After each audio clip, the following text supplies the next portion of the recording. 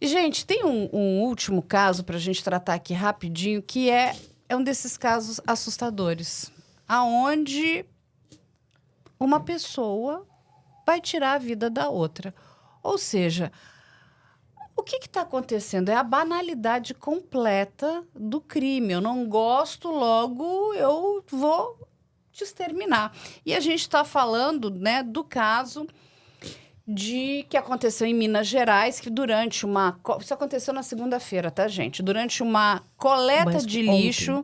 exatamente ontem, no bairro de Vista Alegre, em Belo Horizonte, ali em Minas Gerais, um gari, o nome dele é Laudemir de Souza Fernandes, de 44 anos, foi atingido por disparo de arma de fogo após discussão de trânsito. Olha que absurdo!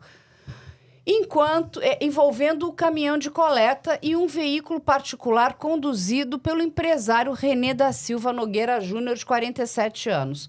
Laudemir foi socorrido e encaminhado à unidade médica e não resistiu aos ferimentos. O suspeito foi detido horas depois em uma academia. Não, só vai ficando pior, né? Autuado em flagrante por homicídio qualificado, motivo fútil, recurso que dificultou a defesa da vítima e a ameaça seguida e segue à disposição da justiça. Gente, olha só, é tão absurdo tudo isso. Uma pessoa estava trabalhando, coletando o lixo, né? Ou seja, né, para o nosso benefício, né, benefício da sociedade, limpando as nossas ruas. E aí chega alguém que se irrita porque tem um caminhão de lixo, aí vai começar um bate-boca, uma pessoa vai sacar uma arma, ou seja, eu acho difícil esse homem ter porte de arma, mas a gente não tem essa informação. Vai atirar nesse homem que estava trabalhando, coletando lixo, e colocou aí possivelmente um pai de família em óbito. Ou seja, é muito triste isso. E assim, quando a gente fala da questão das armas, né? Olha o perigo que é ter uma arma dentro do carro. Uma pessoa completamente fora de controle. Eu vou até começar aqui com a Cris, porque, veja só, as pessoas falam, mas a arma ela é para proteção dos indivíduos. Mas, gente, uma arma dentro do carro, para que proteção? Não, é para tirar a vida de alguém. Tanto que ele vai lá, ele saca, a pessoa estava ali, né? Simplesmente o irritando e fala o seguinte, agora eu vou atirar. O que está acontecendo, Cris? Você disse muito bem, a banalização da vida, né?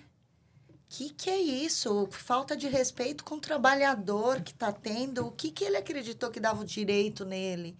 De porque estava irritado ir lá e tirar a vida do outro. Né? E mais, é assustador depois você pensar que depois de uma situação dessa, ele não se mobilizou e foi para academia. Foi para academia, foi malhar, foi o quê? Ficar mais bombadão. Eu não sei. Algumas pessoas falam, e só vou repetir, tá? Não tenho, inclusive, argumentos científicos para tanto. Acho que a gente até tinha que se aprofundar. Que algumas pessoas estariam fazendo um uso indiscriminado de hormônios, de anabolizantes, desses suplementos, e que isso poderia estar, inclusive, mudando os comportamentos, deixando pessoas irracíveis. Não sei se isso é justificativa para tamanha barbárie, pegar uma arma e sair atirando e tirar a vida de alguém. Mas aí, simplesmente, abandona a pessoa, empreende fuga e vai para a academia. Eu acho que o hormônio ele pode ter alguma alteração, realmente tem, em relação à impulsividade, em relação à irritabilidade, mas a gente não pode usar isso como uma desculpa, porque tem mais coisas envolvidas aí, é um embotamento de afeto, é de você valorizar o ser humano, né? De você saber onde vai o seu direito e onde começa o do outro. E acho que um pouco essa noção de impunidade que a gente tem por aqui também. Aí eu vou passar a palavra para esses meus queridos amigos que eu adoro, não sei quem quer começar, porque assim, gente, o que é isso, né? Agora, de novo, uma arma dentro do carro? Não. Professor, deixa eu passar pro professor. Assim, professor, uma arma dentro do carro. Já começou tudo errado, não é? Essa é uma questão que foi muito debatida no Estatuto do Desarmamento e recentemente recentemente uma apologia à arma como algo eficaz para a legítima defesa. O fato é, os casos de legítima defesa são infinitamente menores do que os casos em que a pessoa armada comete um crime de homicídio.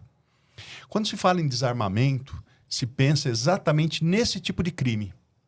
Ninguém está pensando em desarmamento para evitar, porque é outra situação. O crime do traficante que porta um fuzil. Né? E daí existe sempre esse sofisma, mas ninguém vai tirar o fuzil do traficante.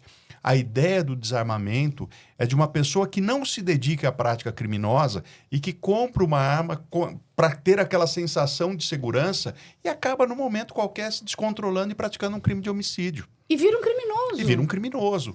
Então, assim, claro, até algumas piadas, se a gente fala, então no adultério a culpa é do sofá, esse tipo de bobagem. Mas, na verdade, a ideia é que a arma estimula esse tipo de conduta. Ele poderia, em tese, sem arma, sair lá, dar um mata-leão no sujeito e matá-lo por asfixia? Poderia, mas é improvável. A arma dá esse impulso, a arma ela retira do indivíduo aquela ideia de limite. Né? Eu estou armado, se ele vier eu vou mostrar a arma, ele vai ficar quieto. Só que daí você acaba extrapolando e praticando um crime de homicídio.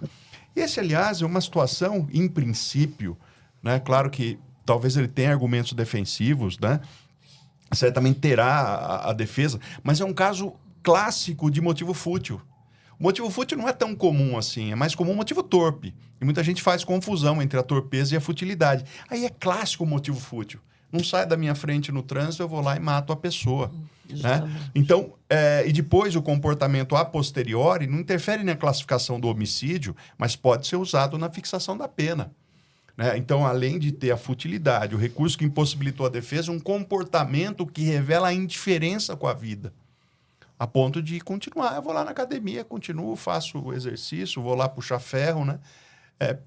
Fica muito nítido isso, pelo menos numa primeira impressão, de que há um completo desprezo pela vida humana. Me permite só completar? Sim.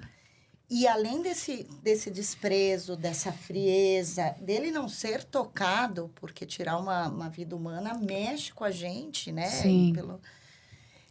Eu acho que o fato da arma estar lá já indica uma predisposição a esses comportamentos violentos.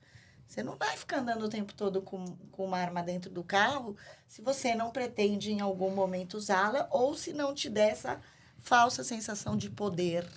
E a Lê, minha querida Lê, a gente está falando de um homem que é filho de alguém, possivelmente irmão de alguém, Sim. pai de alguém, marido de alguém, ou seja, e teve a sua vida destruída, né? Acabou, ele não faz mais parte desse universo por essa futilidade, como o professor muito bem trouxe aqui. No que a gente está se tornando, não é? E assim, o que a gente precisa mostrar para a sociedade para que eles entendam, né, que esses crimes, eles são gravíssimos, são muito graves. E que, novamente, uma arma, ela não é um brinquedo. Justamente. Carla, quando eu vi esse caso hoje, quando eu recebi a pauta desse caso, na hora, sabe do que eu lembrei? Eu lembrei daquela história Alice no País das Maravilhas. Explico. Tem um personagem nesse filme, nessa história, enfim, da Alice no País das Maravilhas, que é a Rainha de Copas. Quando alguém faz algo que não a agrada, ela fala, cortem-lhe as cabeças, não é isso? Quando eu me deparei com o caso desse empresário que matou esse gari no exercício da sua profissão, na labuta, trabalhando, foi exatamente isso que eu pensei. Então, para a gente contextualizar, ele sai para ir para um determinado destino e ele está com pressa, né? E aí há uma motorista, porque é uma mulher dirigindo. Isso é muito importante, porque eu vi até, inclusive, eu senti uma misoginia ali também. Tem uma mulher dirigindo o caminhão do lixo. Não é um homem, é uma mulher.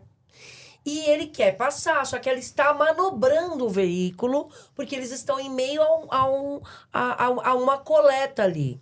E o que ele tinha que fazer? Como isso já aconteceu comigo, todo mundo que dirige, aqui já aconteceu com todos nós.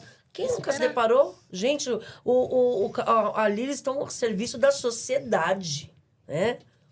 E aí ele tinha que fazer o quê? Parar, esperar ele manobrar, fazer a coleta, e aí ele seguir o caminho dele. Mas não. Eu vejo aí um narcisista perverso que simplesmente ignora o outro, despreza o outro ser humano ali, né? Ele estava ali no carro dele de luxo, apressado, e aí ele começa a acelerar, porque as pessoas que foram ouvidas, que já foram ouvidas, que eram os rapazes que estavam na coleta junto com ele, mais a motorista e testemunhas que estavam na rua no local. Falam que ele começa a provocar a motorista. Vai logo, sai daí, eu preciso ir e tal. Ele começa a acelerar. E ela, calma. Falou, se encostar, como ela tá manobrando o veículo, ele ameaça, se encostar no meu carro, eu vou te matar. Encosta pra ver.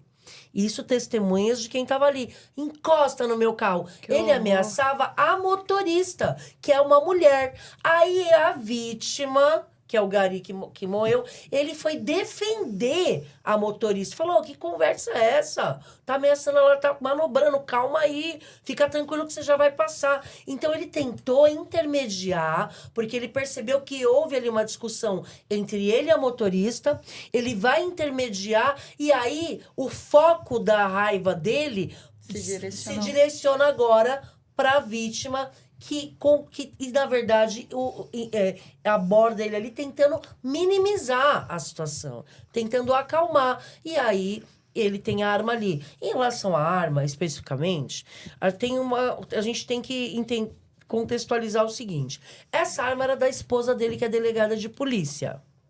Então a gente não sabe se a arma estava ali porque ela deixou ali ou porque ele realmente usava a arma da esposa. Sim. A gente ainda precisa... Isso tem que ser apurado, se ele estava ali, se ela esqueceu. Porque ela também vai responder na corregedoria por omissão de cautela. Exatamente, delegado. Porque você não pode deixar... Né, a informação é que ela a esposa dele é uma delegada. Justamente. Ou seja, essa arma tinha que estar com ela, aos cuidados dela, né? Sim. Sob a vigilância dela e não dentro de um carro. Sim. Não é isso, professor? Não, correto. Tem se falado muito no crime, né, de omissão de cautela, só que aí é que está. O crime de omissão de cautela, do artigo 13 da Lei do Desarmamento, fala deixar de observar as cautelas necessárias para impedir que menor de 18 anos ou pessoa portadora de deficiência mental se apodere dela. Então, a rigor, esse crime não ocorreu. Precisaria analisar se tem, na lei do desarmamento, não achei outro crime que regulasse isso, entregar para uma pessoa a arma que é sua, né? Mas certamente, seguramente, do ponto de vista administrativo, ela responde. Ela tem, certamente, infrações administrativas que ela comete e vai responder perante a corregedoria. Ela não poderia ter deixado a arma no carro, não poderia ter esquecido, não poderia. Agora, a única coisa que a salvaria administrativamente é se ele falar que foi lá e pegou sem o consentimento dela. Justamente. Daí seria... Exatamente. Ou seja, ele segurar o BO dele, Carla. Que eu acho difícil, porque a gente tá vendo aqui, mesmo sem conhecer, a gente bate o olho e vê que é uma pessoa narcisista perversa, que só pensa nele mesmo. Tanto é que, após ele eliminar a vida de um trabalhador da nossa sociedade, ele faz o quê? Ele precisa manter os músculos. Vai pra academia, treinar, porque primeiro ele, segundo ele, terceiro ele. Não, gente, é muito triste tudo isso. Bom, vou me debruçar nesse caso também. Ele acabou de chegar, tá super fresco.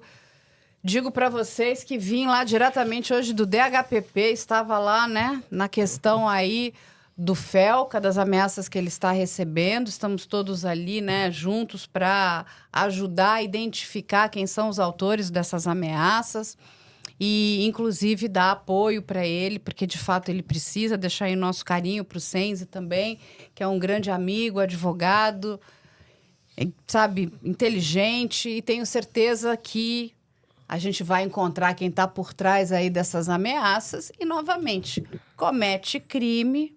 Vai fazer o quê? vai ter que responder perante a justiça.